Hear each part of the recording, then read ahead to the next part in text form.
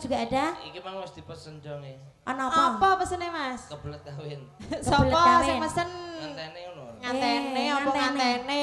Ngantene Mas Gendon dhewe. Mas Gendon dhewe ngono ku yo kudu dituruti ya, Mbak. Mutung kok malah. Mas Prasetyo. Mas Prasetyo. Mbak Irin. Ngantene Mas. Ngantene ning kono kok. Lah iya, mau titipe karo Lek Gendon. SMS. Ya.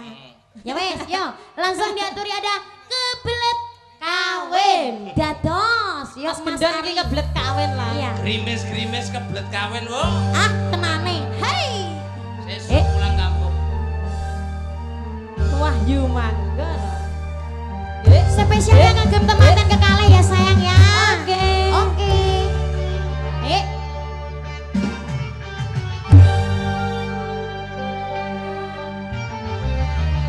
Ora usah sungkan dan mulia, kowe arep jaluk mas kawin apa?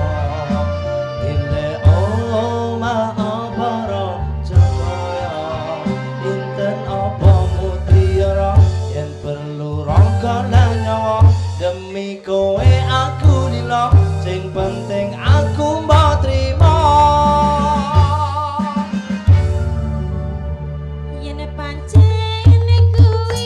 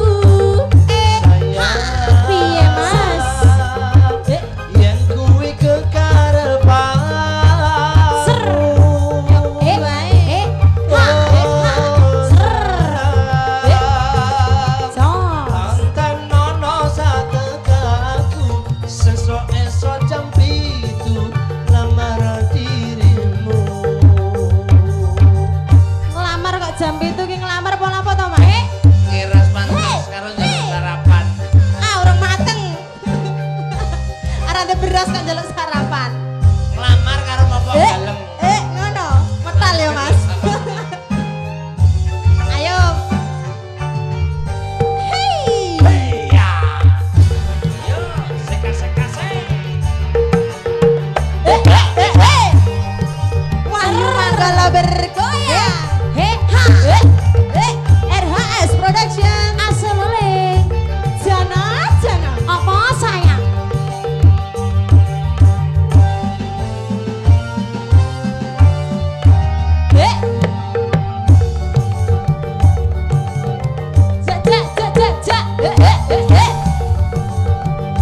Mas Gendon salah Esek mana esek. ya? Ja. Kuwi kekarepanmu. Mesti kelem lan setuju. Tenane. Atiku iki kebajet rindu. Karena aku sayang dirimu. Karena aku cinta padamu. Ingin peluk cium kamu. Seandainya engkau mau. Jadi pacarku. Bener nih. Gak bohong tuh ya. Awas lo ya kalau bohong. Tenang loh Mas. Mas Gendon ndang mara ning omahku. Matura marang bapak lan ibu. Piye Kang Mas? Yen kuwi kekarepanmu. Oh sayang, enten nono satejaku. Sesuk-esuk jam Tampani piro sawer. Tantina. Sa. Tenang lo ya, Cik, ya. Sesuk Mas. apa jam itu lo ya. Tak enteni ya Mas ya. Bapak Ayo, ini Tin. tak loloni. Wala nih. Takon gawa klopo, ya Terus? gedang, ya jagung. Maklum wong desa, Dik. Arah apa Mas? Ya.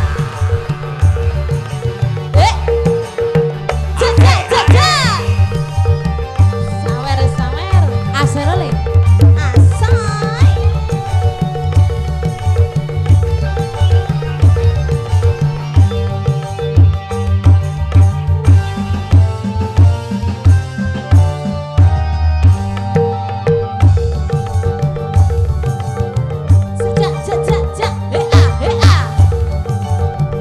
Dayu bergoyang. Oke. Kuwi kekarepanmu. Jos. Mesti kelem lan setuju. Tenang, Bro. Hatiku iki kebajet rindu. Karena ku sayang dirimu. Karena ku cinta padamu. Ingin peluk cium kamu. Seandainya engkau mau. Dadi pacarku. Tenane, Bro. Tenan Mas. Ya. Ser. Ini, Ser. lek ngapusi. Mas Kang Mas. Apa sih? Ndang mara ning omahku. Apa to yo? Matura marang rama lan ibu. Sayang. Piye Kang Mas? Yen kuwi kekarepanmu. Oh, Makasih. sayang. Anten nono sategaku. Sesuk-esuk jam 7 lamar dirimu. Bar jebule lah. Kasih Tak kira kurang bar. Wis Piye Mas? Cinta tak direstui. Cinta tak direstui. Enggak ada ya Mas? Liane ae. Liane. Cidro. Cidro. Oke, Oke. Cidro. Langsung aja ya Mbak Mimin ya. Ditanya sapa lah? kembali bersama Jeng Eka Sri Rejeki. Yo. Penyanyi iki lugu cah jenenge Sri. Nah iya lugu ngaceni lagi anyaran are Mas. Duit Malaysia entek iki area Indonesia iki pokoknya wis yo. Monggo diaturi ada Cidro dados. Agak nyaran ya biasa. Hah? Ada wong sita. Adepi dhewe kan. Ser. Ajar kendel. Oke. Ser. Senyum kan. Senyum kan. Asik. He. He. Ha. Maju. He. Maju. Ayo Mar. Jos. Ayo Tin.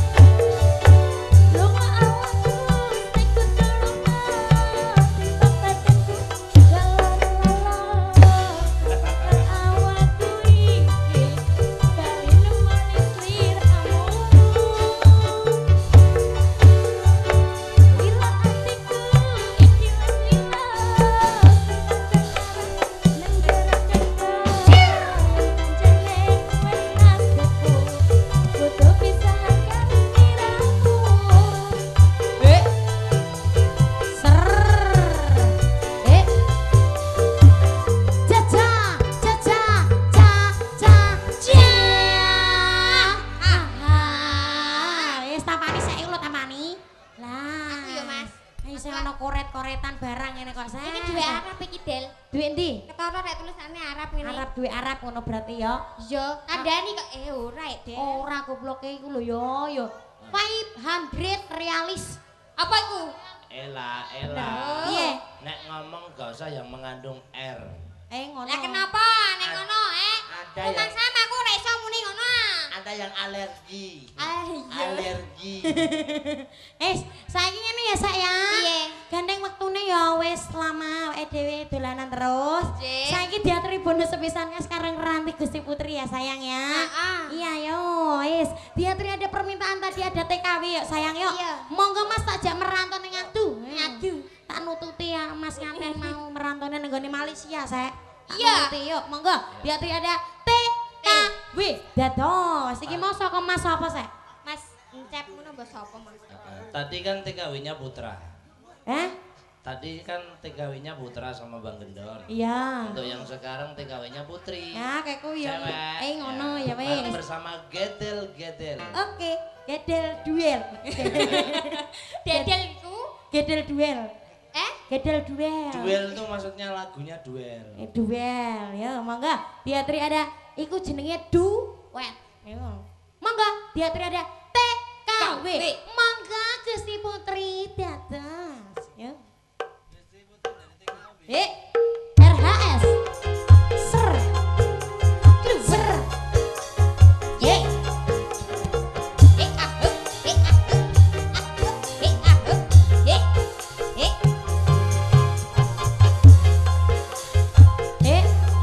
Napa Mbah? Napa Mbah?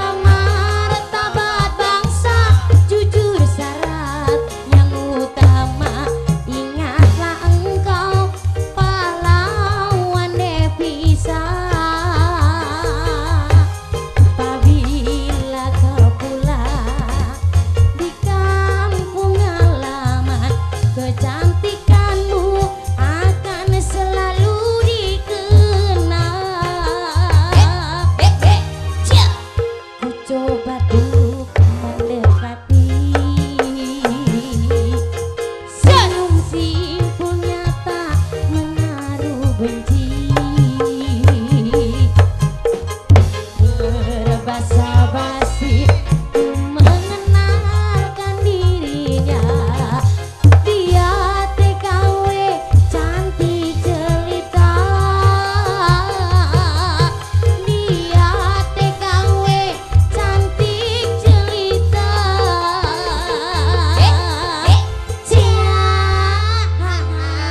Mas Kocol dimboi separo ya Mas ya tadi permintaannya jane wedhus lagune Wedhus. ya ning terus tak ganti jarene bapaknya ya wis gentilah digenti kembang rawe ae sek Kembang rawe. nih separo ae gak apa-apa Mas Kocol ya yuk monggo diaturi ada kembang rawe ini separo aja gak apa-apa godhong kates legakno weteng ya sayang ya Tegese apa, Del? ya wis nek ana panyunan ana pamundutan lagu awake kudune dituruti ya yuk Ngono ya, Del. iya yuk monggo diaturi ada kembang rawe dados yuk Full ya ora apa-apa, Jet. ngono aja dawa wektune ya wis gak apa-apa. Aku mesakno Mas Kocol nek kesel ngono. Ngono. Ayo, diaturi ada kembang gatel. Monggo. Ayo sak sing durung nyanyi kowe. Kowe sing durung nyanyi. Nyanyi kok pisanan tok ya apa? Iya, iya. Ya. Iya. Dek. Dek. Ser. Ser. Dek. Ha.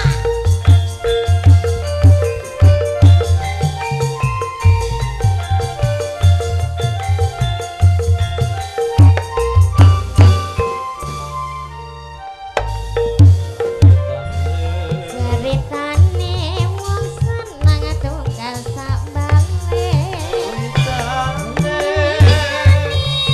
Kececer sabang dinane. Ayo suwe sabar cecer nyekel tangane. Banjur ngomong Mas.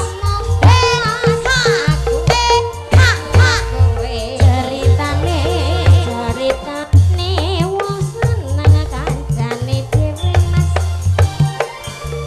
Wiwitane kececer saben dinane. saya suwe. Saben cecer nyekel tangane. Banjur ngomong Mas.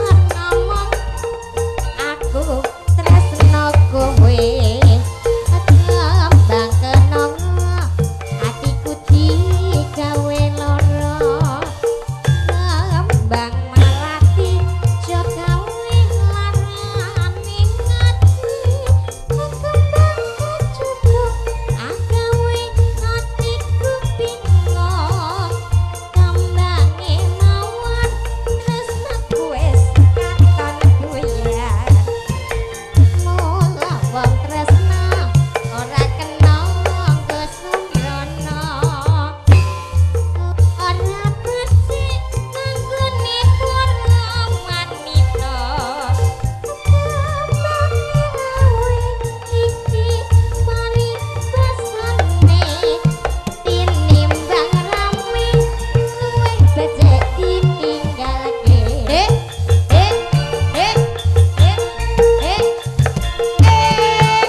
Oh ya matur nuwun ingkang kathah. Saiki palenggane siji ditata sayang karo ngeranti Gusti Putri ya. Monggo Gusti Putri.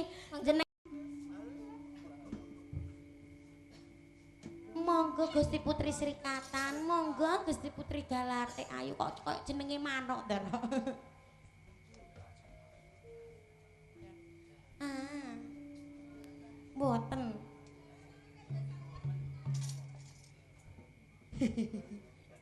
Pripun?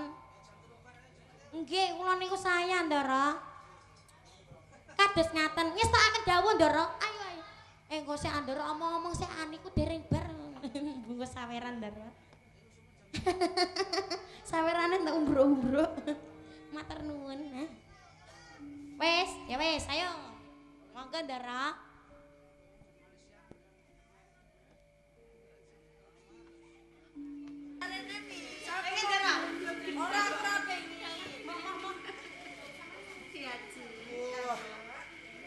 Dereng kabeh ki mau tak jeneng kanthi balik iki aja. duweni ati sing kaya enak kok yo jen didel tenan jadi ajeng. Didel pripun wong pintere ngaten lho Kang. Lah wong kasunyatane kuwi dilulu wae coba kandhanyang mburi age-age wae. Jenengan nggih ngaten. Pun ngertos yen elan iku kados ngaten kok dadak dilulu. Diajeng.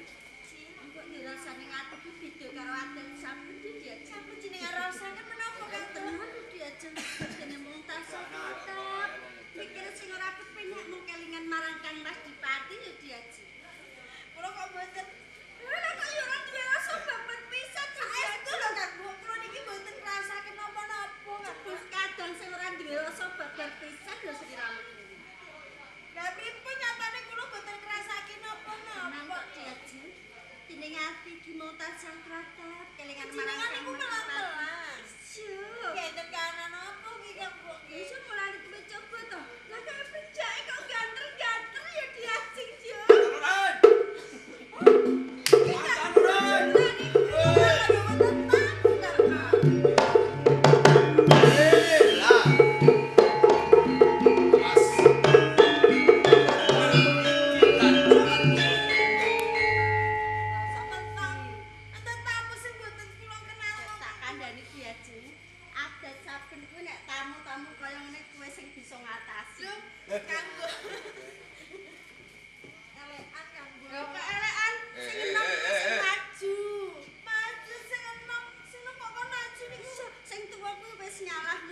Semune papan kene ora ono macan oren. Cek prayogane dibajetke mlebu goleki. Monggo Kang Mas. Kang Bo, niki pripun to Kang Bo? Cegati diajak Kang Bo. Kok aja diwenehi dalan. Cegati ki piye? Ya ora entuk mlebu. Ora entuk mlebu. Sapa kowe? Sing ditakoni sapa iki? Sapa Ya sih? kowe kuwi. Oh, aku. Diserangke Aja bisa. nyedak-nyedak. Ora entuk nyedak. Rada aja to, Mas. Aku kepengen nyedak. Aku pangeran Jalak Seto saka Praja Kukila Kencana.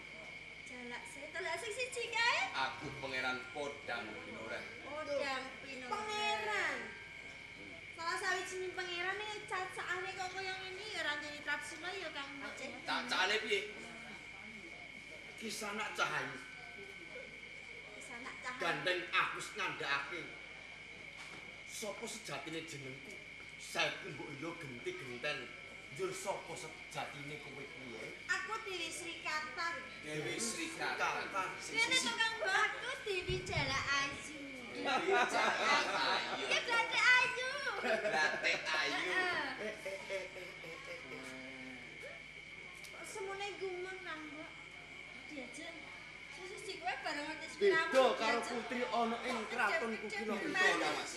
Bedane Jebul ana ing Kadipaten Tanjung Gunung ana salah sawijining putri sakembaran bebasan yen tok aku ngaran kaya dening manuk ana sajroning kurungan kencana. ora bisa dikandhake kembar kok kembar kuwi piye to? Lah wong aku lemu kadang kuwi coba awake. Sing tak karepake kembar iki padha wedoke. Kembar Masamu wedok. kembar, Masaku. Lan candrane Kandrani titikane tak anggap beda putri ana ing Kukila Kencana lan ing Kadipaten Tanjung Gunung. bedane kompak gaji. Bedane ana ing Kukila Kencana kok iso ditekokne. Kompak diajeng. Kok menawa pancen sekadare kudu kompak. Bedane yen putri saka ing kraton Kukila Kencana iki tak anggap sak lumrahe wae. Mesti ala-ala ya Kang Mbak ya. Beda yen putri kang dumunung ana ing Kadipaten Tanjung Gunung. Bedane coba. Aku nganti tratapan bareng aku nyawang putri sakaloron. Gumun setahun lan jembreng serendeng. Aku gumun. Sing digumuni Iya. Saka rumangsa kuwi tak candra kaya dening widodari kang mangejawantah. Kang tumurun ana ing Madyapada wiwit saka pucung rambut nganti tungkol delamaning sikiling kintan kok cacat. Mas. Mas. Mbok menawa aku duwe rasa diajeng. Ampun kesuwen. Aku nganti katem menggengen iku mau. Sabane pripun to? Sesek Cara kasarane aku nganti tuwowoken nyawang mati iku mau. pengawakan. Lah nggonmu ngalem bono kuwi kok manti kebak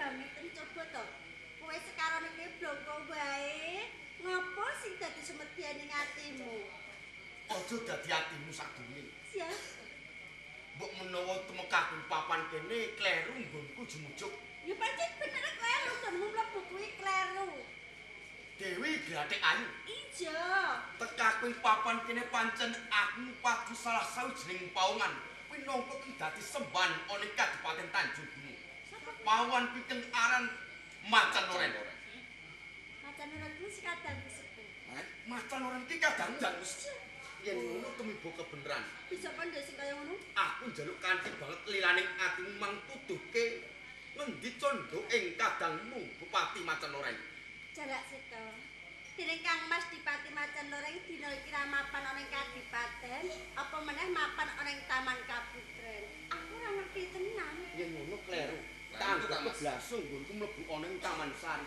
Yen ngaten ki wangsul kemawon Kang Mas. Becek prayogane tinggal wae. Goleki papan panggongan ngendi duwe Kak Bupati Macan Loren. Ayo monggo. Mengko dhisik. Bali sak kepenakmu dhewe. Lah Macan Loren ora ana ning papan kene jan. Ora kena gampang kaya ngono kuwi mau kabeh. Dene kowe sekarone kuwi wis mlebu ning cak jroning Taman Sari. Ing kamangka Taman Sari iki klebu taman larangan.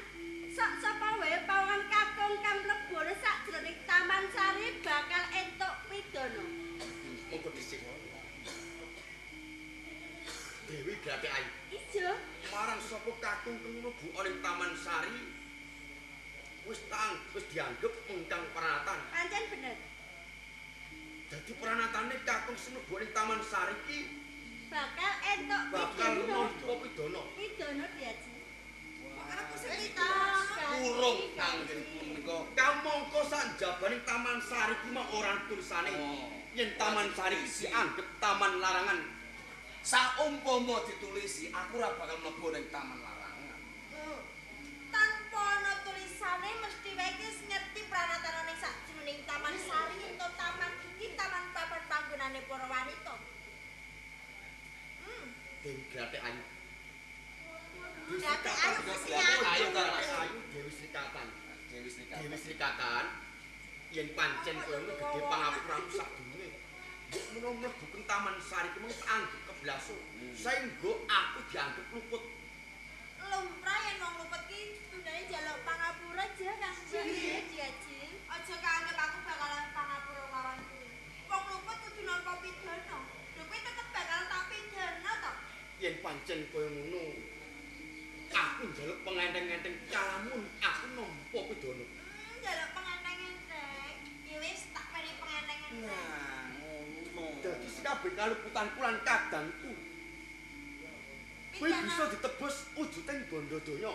Ora Banjur pidana tumrap kowe bakal tak paring pengenteng-enteng. Ora tak pidana sing abot. banjur aku bakal nampa pidana apa karo kadangku wae. Wis sakarone bakal tak pidana gantung. Aku bakal nampa pidana gantung. Waduh, arek cilaka dibas. Dikane iki. Kaya ngono to. Ora bisa nek wis dijaga prajurit. Dalan metu Kang Mas. Podang pinora. Ora usah wedi. Ora bisa mlebu saka Taman Sari. Heeh. Dewi Srikatan. Arep lumpat tembok kowe. Heeh. Nah, ora iso numpat tembok jare aku. Lah iso ngono kuwi. Manut wae. Digantung ya digantung. Apa ora ana pidana liyane gantung? Wis ditrimo kanthi legawa. Wong pancen wong luput iki kudu dipidana kon dadak ngeyel lho. Nanging mbok yo aku njaluk kanthi lani atimu yen to aku diluwari saka pidana kuwi mau. Ora bisa. Jalaran akeh kewajiban ing kudu tak rampungake. Kewajiban kuwi dudu perkaraku ning perkaramu mergo ki wis luput kudu nampa pidana. Kang Mas. Pidana ya kudu Terus sampean iki. ditindak gitu ya. Mlebu ning taman kapten ngeten iki lho Kang Mas. Tundone dipun pidana ngeten iki. Padahal pinarah tekan dhisik to didongakake nggonku kandha. Diu. Wis gak dihukum gantung terus digantung dintol-tolke ning tengah alun-alun kuwi ora. Nih, tegese gantung kuwi gantung kawin. Gantung kawin. Gantung kawin. Kuwi nanti tratapan tenan atuh kumar. Kaget. Yen nganti kelakon aku nampa pidana gantung sing satenane ateges wis tanggep gagar wigar inti tanpa karya. apa kuwi dadi penjangkaning ati. Mergo hukum gantunge nganggo tali. Ora sang ngene-ngenenan menjenengan ki Kang Mas iku. Kang Mas Ora ngono.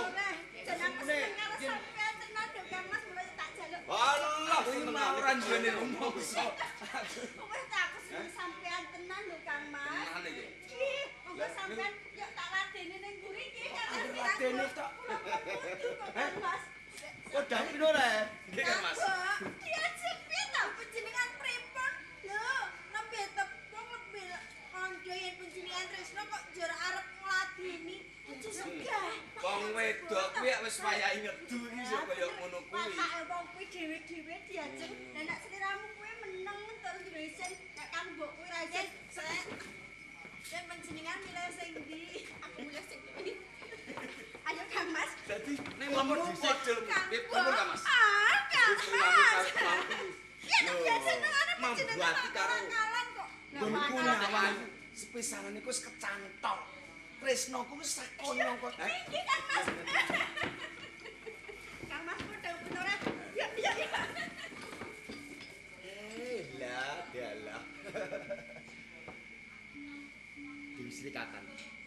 Ora nyono bebar pisan yen to kabeh mau jebul kene mbake tembung keng kaya ngono. Syukur mangsa aku bakal katep ratapan pidana gantung sing sak mestine. Kang Mas. Sinosone sepindhah kula kepanggih kalian panjenengan. Kasunyatanipun kadudet sak lebetipun manah kula ngantos kula nuwuhaken raos tresna kalian panjenengan. Uga jumbung nganti aku kaweca ngarep yen to aku kebak rasa pangalembono marang sliramu. Dewi Srikatan. Sliramu ndadekake luluhing atiku sanggo aku ra kuwowo. Sebab aku lagi sepisan cedhak marang Pawesti kang ayu endah Sulistyawarni tuladhane kaya sliramu ngae. Amun apa saestu? Sanggo aku nganti kaweca ngucap ingkang kaya ngono. Daya-daya aku sak kepengin nelakake tresna marang sliramu. Ning jroning atiku sekebak rasa mandhek mang. Iya yen kalamun sliramu nampa yen ora. Kasunyatanipun kula nampi katresnan panjenengan kanthi tangan kali Kang Mas. Uga kanthi mati menika ing mangkinipun peperangan antawisipun Tanjung Gunung lan Ukila Kencana sugih kasape. Kasandung rasa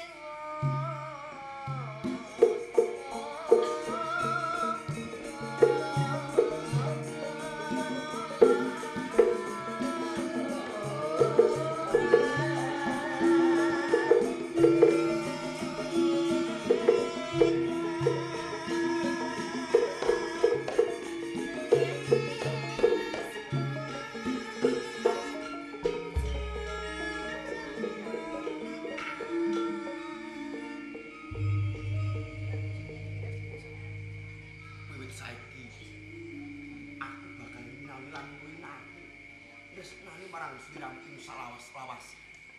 Lan tresnaku ora bakal tak pirangi. Marang sapa wae mung kejaba sliramu, Mas.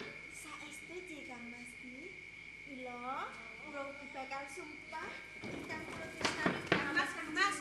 Dereng rampung lho panjenengan menika terus pundi kula nek lajeng tanduk malih lho Kang Mas. Ora tanduk piye kok durung wis tanduk iki, Kang Mas.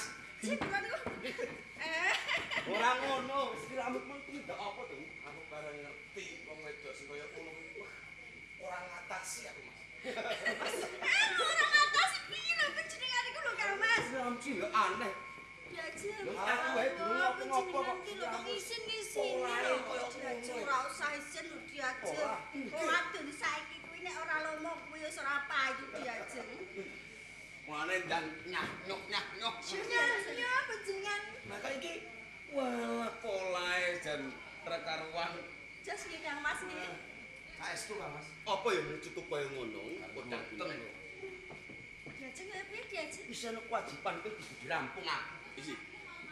Nek kajaba kuwi dene pun kakang gune laki terus marang diajeng dewe sekatan. Semanggon iki kula nggih tresno kaliyan dene. Aku bakal sumpah lan prasaja. Wiwit saiki kanthi lertung sing batin aku tresno marang sliramu. Saestu Ji Kang Mas. Yen aku ketemu kali Manyar Sewu, lakon aku mboyo mengko bakal ada ana ing kira aku bakal janji. Sino bareng. Gak busung kapur. Penggedane mata aku iki piye?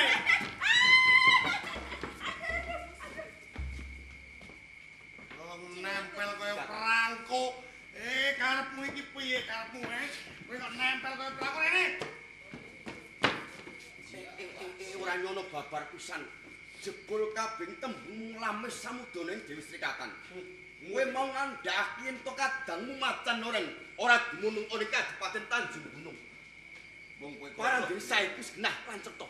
Kalebu singa barong lan badak busung gak busung. Sing gawe onar ana ing Praja Kukila Kencana. Jalak seto karo podang pilura. Nganti kowe wani mlebu taman ana ing Tanjung Gunung, njur apa karepmu? Tak anggep tumiba kebenaran aku bisa ketemu marang kowe sakatri.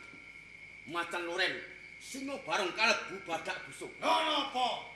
Ilahe kadangku diajeng Manyar Sewu. Aku bisa mesthekake. Sikabeng tumindak lan pakarti teng wani nyidra marang kadangku Manyar Sewu. Mesti kowe sing nyidra dari Manyar Sewu. Mula kanthi dene biyen penglamarmu ora ditampa.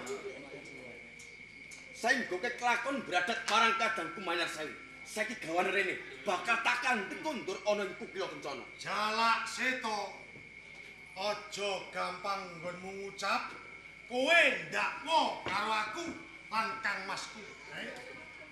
Yen pancen kowe iki ndakwa karo aku yen aku iki sing dadak marang kadangmu Manyar Sewu. Njur apa buktine? Perkara bukti kuwi iso mbok singit. Lho, mbakku kowe ngaku ae. Lho. Wong jeneng aku iki ora tumindak, kok kon ngaku iki piye? Njur apa sing bakal tak akoni, Ora ana tinane maling kuwi ngaku. Yen ngaku pakung jaran mesti kebak. Ngono. Jalak seto. Sik tak omong. Macan loren. Padha-padha. Jalak seto karo sapa? Podang binoreh. Ya, podang binoreh. Umpama ndakwaku lan kadang-kadangku nyolong karo Manyar Sewu sedulurmu iki pas.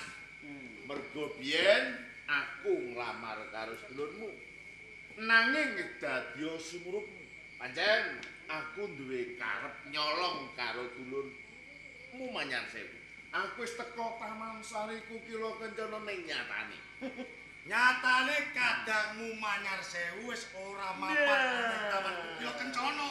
Sadurunge aku nyolong kadangmu iki wis ilang. Kok kowe nak temen-tembungmu barang kowe ngandhakake yen terus kelakon mlebu ning taman kepara kepengin beradat marang kadangku Manyar Sewu. Apa mundur pawatan kowe ngono kuwi aku bisa percaya kabeh pangucap wae macan laran lan kebuke badak busuk. Ana apa? Bocah apa? Kanthi kabukten aku kalah. Aku nggono sebab Manyar Sewu saiki orang tangan. Pancen ora ono. Semesti ati yen to kok singit. Apa dupeh aku senelake tresno marang kadang diajeng Retno Srikatan. Jalak seto. Tenane kadang-kadangku kabeh kuwi ora ngapusi karo kowe. Umpama Dewi Manyar Sewu kuwi tak colong, mesti kadang-kadangku wis padha mangerteni. Apa ya bener? Iki lho Kang Mas, saestu kok Kang Mas. Percaya kowe.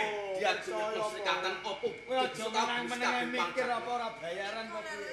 Manyar Sewu ora dumunung ana ing Tanjung Gunung. Mboten pun. Kandhane ora ngandel. Yen kowe tresno aja golongan. Iki kula mboten goro kok Kang Mas. Nanging ngerti yo, aja bungah luwih dhisik. Aku tetep isih durung percaya. Lamun kabukten diajeng Manyar Sewu dumunung ana ing Kadipaten Tanjung Gunung, aja takon dosa.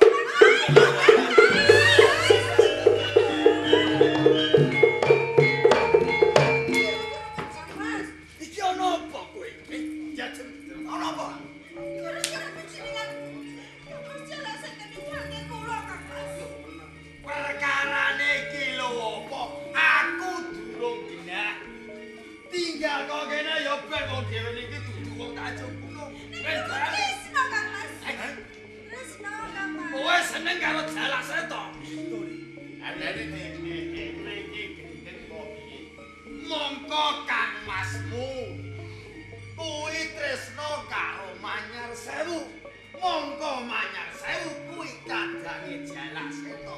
Yen ora umpama kelakon Kang Mas kuwi jejauhan karo Manyar Sewu, engko ora padha karo diaduk keplung tende.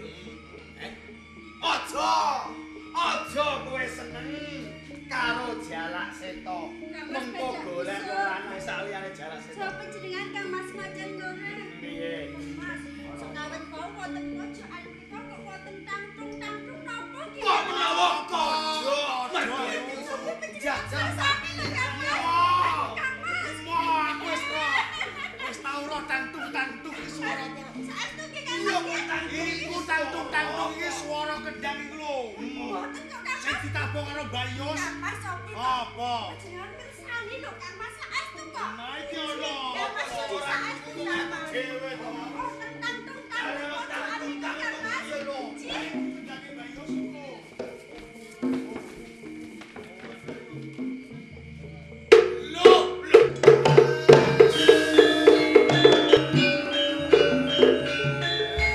Repot. Angger duwe adik wayahe ngedu yo ngeten iki. Cilaka.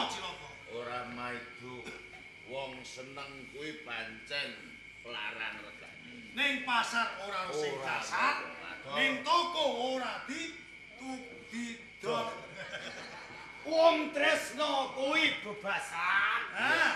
Ditaleni utawa dicancang nganggo diadung kang gedhe dipalang ana kanggo pagel sing dhuwur dhewekne bakal mlumpat. Kuwi yen to wong tresno njur kepiye Kang Mas menika kadang-kadang panjenengan. Ya awake dhewe aja kamitegan. Lungane kadang-kadange dhewe pisan digoleki. Angka loro uga gegayuhan awake dhewe kudu bisa kalih. Kamangka cetha yen to dina iki Manyar Sewu wis ora mapan ana ing kraton Kukila Kencana. Nah, iki ngiras pantes goleki Manyar Sewu lan goleki kadang-kadange wedhe. Cocok, kali cocok. Yen ngono aja kesuwen. Monggo widherake. Monggo.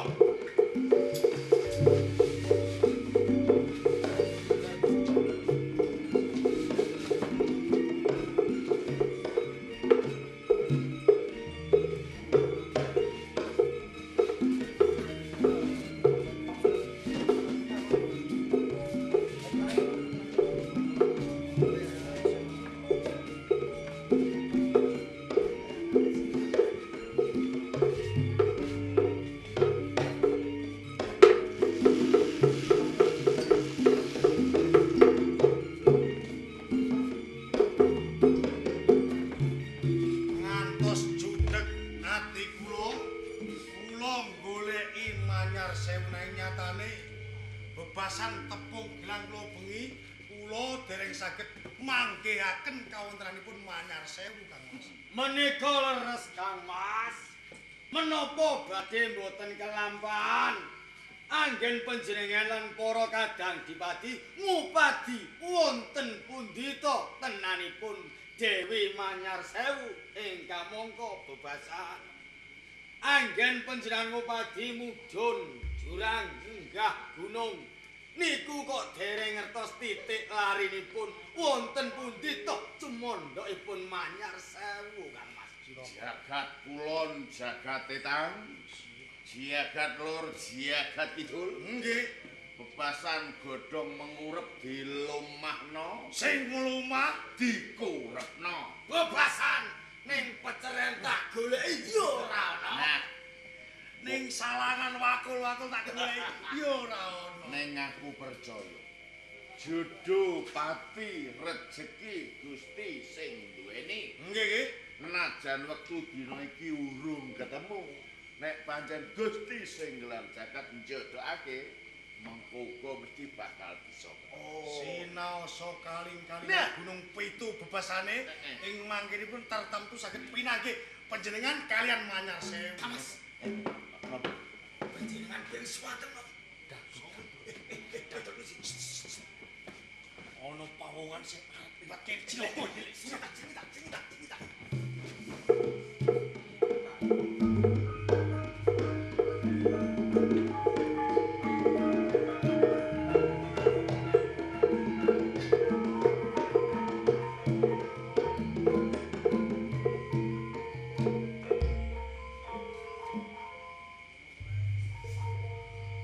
Tidak tekene wong tuwek mang.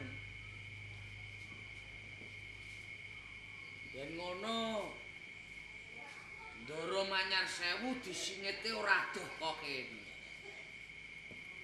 Weng